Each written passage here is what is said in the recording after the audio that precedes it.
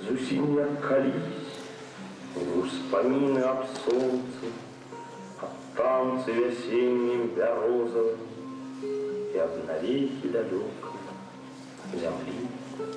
О, Боже наш милый, дай нам радзіму, бо сэрцы аб ёй толькі б'юць, дай нам глухі, лебядзіныя белыя крылы, каб даляцець на старом, старом, старом сваім.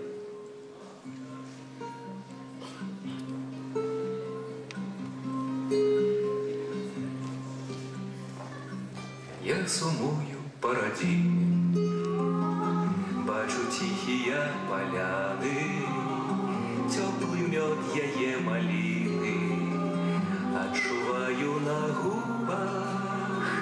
Ты, моя лясная казка, у красе доўгачаканай. Ты, моя святая песня, светадзіны ў вачах. Я сумую по радзіме, як кахану по дзяўчыне.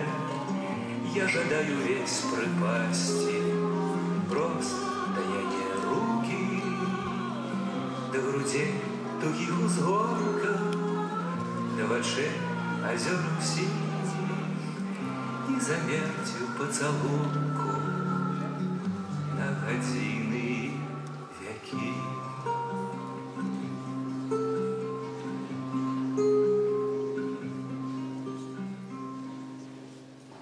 Груша цвела апошні год. Дняпро падбіраўся да яе спакваля, як разбойнік. Наступная паводка павінна была кінуць дрэва ў хвалі разам з квеценем. Але груша не ведала аб гэтым. Яна цвела ў віраванні пчол, і пялёсткі падалі на быстрыню ракі. Возьмем яшчэ ваду, Павёлка. Здорово, Лесь. Почакай, всю ваду скаламуць. Хороша. Раз тыдзень пойдзем рыбу вудзіць. Стафан там на дойчик якого окуня выхапіў. Ты што маўчыш, Павёлка? Раз тыдзень цябе, магчыма, тут не будзе. Воду ліна! Куды ж гэта я падзенуся? Сёння раніцай, якраз як ты апошні воз мною вёз на поле, ляжаў кап з маём. Казаў, што паны пагаворваюць, маўляў, час працягвайся назад. А я не пойду. Хто мяне прымусіць, калі мне і тут добра? Брат, тут уже нічога не зробіш. Возьмуць у двор і канцы. На тое яны паны, на тое мы мужы. А я каталены цябе, такі возьмуць. А я втяку, я не іх, не я ваш. Прывыкнеш. Памятаеш, як 6 год таму року, калі цябе да нас на дзядзькаванне прывезлі. І страшна, зусім чорна. Прывык жа. Куды гэта Алеся забяруць? Ідзі ты, Янька, што ты ведаеш? Куды яго забяруць? Ён жа наш. Наш? Ты не зусім. Як гэта не ваш? Як гэта? Чый же я?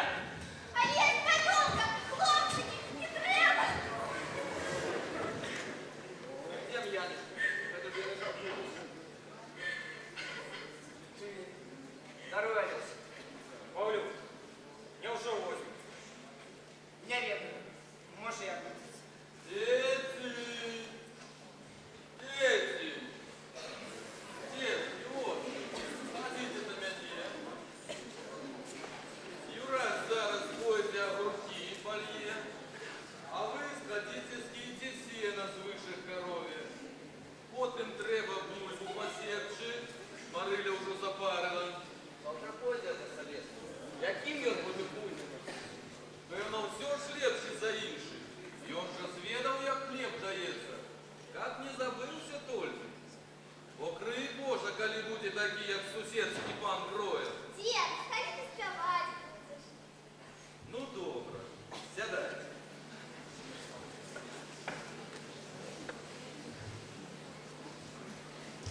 Песня про жарабя святого Миколы. Толькі вось, Олесь, калі ты пачнеш расказваць у Загоршчыне, якія тут мы песні спяваем. Я не горш за вас. Калі трэба, маўчаць умею. Гляди, сыне, песня таемная. Выслухай мою апошнюю навуку. Над землею Дняпровской и Сожской пролетали янголы смерти, где лядуть, там вымерла вёска, где присели, там город вымер, там життё попам и долокопам. Так нарешті рай обязлюдил, что и янголам страшно стало, чим прожить, як помре опошній. І головний сказав: «О, Петлёза, треба нам на землі поселиться.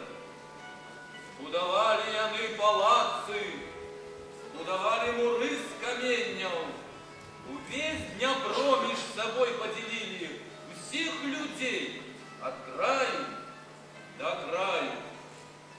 Бог задумался тяжко, глибоко и сказал: «Час той прийде, и скоро прийде, стане моцным конем жеребятка, и на этом коне я поеду до починков и хат селянских, а коли на крыш мяне потягнуть, мужики мяне оборонят. Над землею гудена вольница, над землею холодная злива, неде в лесе толстеют довни, неде в стайне расте жеребятка». Дедуш, а те что жеребятка? Кто его ведает, может, те и неподалеку бегает. Павлов, стой, яму зараз одному лепей побыть. Недзе ў стайні расце жарабятка, недзе ў пушчах мацнеюць дубы. Сяляне не вінаватыя, ім цяжка жыць. Араць зямлю — гэта зусім не тое, што ездзіць на кані. Я ніколі не буду такім, як гэты кроер, пра якога яны часам кажуць. Я куплю у кроера усіх людзей і зраблю, каб ім было добра.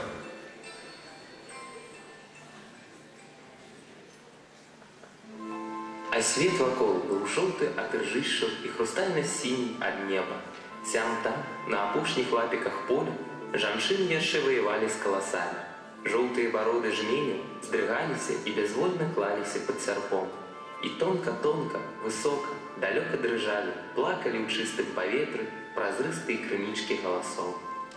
Надыходзіць часіна, і кожны спелы голас кладзецца пад лязо сярпа, каб вясной на гэтай ніве зазелянела новая роль.